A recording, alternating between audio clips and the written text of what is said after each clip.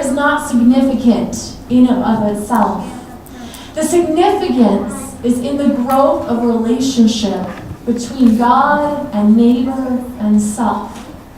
You see, love begets love, and generosity begets generosity, and thanksgiving begets thanksgiving.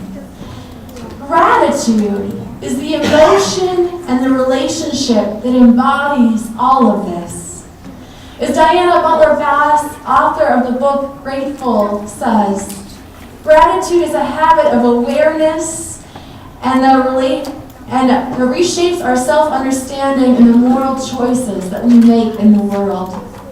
Gratitude is an emotion, but it's more than that. It's about that relationship, about that connection between us and God, between us and neighbor. It's about our daily living and the choices we make every single time we are encountered with decisions about what kind of people we're going to be. One of the gifts for me of this fall season here at Gustavus has been the opportunity to gather in small book conversation with other members around this book of Grateful by Diana Butler Bass. This book explores our understanding of gratitude, what it is, how we understand it, and how we practice it, both individually and communally. The author's main hypothesis is that we as individuals and as a community have forgotten how to live in gratitude. She particularly talks about how in this time in which so many of us have proclaimed that we're worried about our nation and about our society and where there might seem to be irreconcilable differences between us as people, that what is the difference, what we may have forgotten, is how to live in thankfulness together. Bass defines gratitude as the spiritual awareness and social structure of gift and response.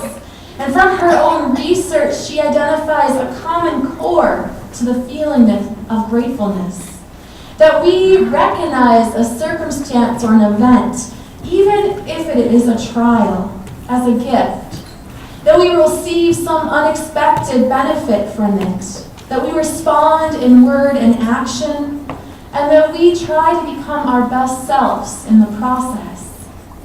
Even when feelings are elusive, our situations trying, or our grief overwhelming, we as human beings have the capacity to acknowledge something that is or has been gifted within our experience. And we have the capability to respond in thanksgiving because gratitude is about that relationship and connection. Ultimately, it's a way of life that responds with joy to the gifts that have graciously been given to us. Whether those gifts are the ability to wake up in the morning and rise out of our bed, to share kindness and compassion with others, to make ethical choices with how we use our money and our time, to rejoice in the companionship of one another, or to smile at the beautiful simplicity of snowflakes falling from the sky. As members of our congregation have been reading this book together, we have moved along in our conversation, moving from an emphasis on individual to communal gratitude, with this big question among us: how do we live thankfully as a community? What blessings has God abundantly provided to us, and how can we share them together like Raffi teaches us to, as a community of faith and as a society? Last week I had the honor of visiting a member of our congregation who has had a large impact upon the faith and lives of many others. I interviewed Arlene Higgins, who is a beloved elder of this congregation, for an upcoming video segment that we'll release during the season of Epiphany. The season of Epiphany is that fancy church word for after Christmas, so don't worry, it's coming in January. And Arlene said yes when I asked her, as she so often does when asked to do something for our community. She graciously agreed to allow me to interview her upon the theme of how Jesus has been a blessing in her life based on the Beatitudes from the Gospel of Matthew. As Arlene reflected upon Jesus as a blessing in her life, she expressed deep gratitude for the connections and relationships which had sustained her in her faith and living. Her parents who taught her the love of Jesus and how to love others. Her siblings who supported each other through the difficulty of their parents' premature death and being orphaned at a young age. Her husband who loved her and supported her in many vocational calls as a wife, teacher, mother, and very involved lay member at Gustavus Adolphus, who taught Sunday school to generations of kids here. And her children, who brought her joy from the day they were born and continue to bring her joy when they visit her at home today. Even within the moments that brought her the most pain and the grief in her life, she was able to reflect upon the blessings that God provided to her at that time. The angels of mercy and love at unexpected moments who offered her shelter and food when she was homeless. The friends who invited her into their homes for holidays because she didn't have a home to go to. The memories of loved ones to comfort her. As I listened to Arlene's reflections, gratitude upon gratitude flowed from her lips, including for this community of faith and for what Gustavus Adolphus means to her. This community of faith has been a source of God's abundant love, grace, forgiveness, and blessing. She has received, named, thanked, and reciprocated the love of Christ here. This has been, in her own words, her home. During the interview, I remarked to Arlene that she has been the gift of God for so many people in our congregation, including me. That she has been the one who has taught others how to know the love of Christ. Arlene responded, "I'm humbled. I've only ever wanted to share God's love with others." How do you share the love of Jesus Christ with one another?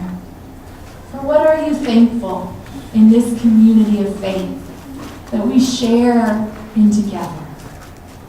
This evening we will celebrate that amazing power of God's love among us through Arlene's faith story and yours, and through the speakers we will hear tonight. We will give thanks for the blessings that God has bestowed upon this community.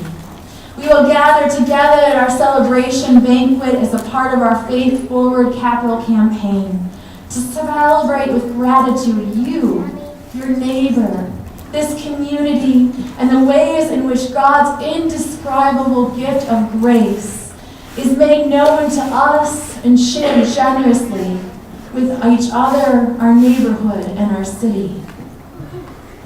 You make a difference in our community. We give thanks. Pastor John and I don't do like a little happy dance when you show up, at least externally I don't, but we give thanks that you are here. I rejoice when I see you here Sunday morning.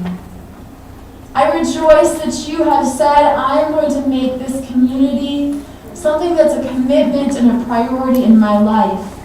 I rejoice and give thanks that God is important in your life, that you share the love of Jesus Christ with one another here in this community and beyond our walls, that your heart, your mind, the labor of your hands, your money and your time and your daily choices reflect that you follow Jesus Christ. I give thanks. Thank you.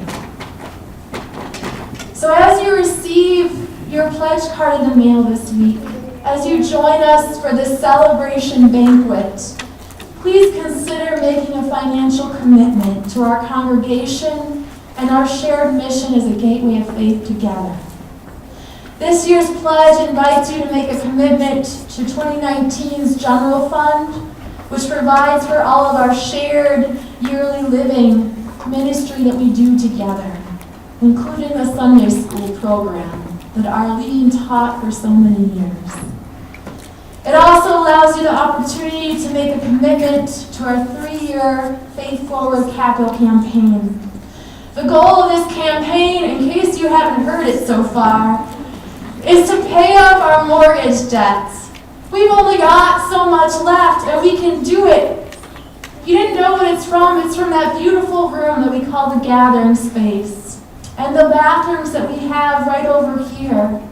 It was a vision that this congregation and former pastors had back in the late 1990s that was remodeled in the 2000 to take a space that was not being utilized and to make it more of a space so that the life of this congregation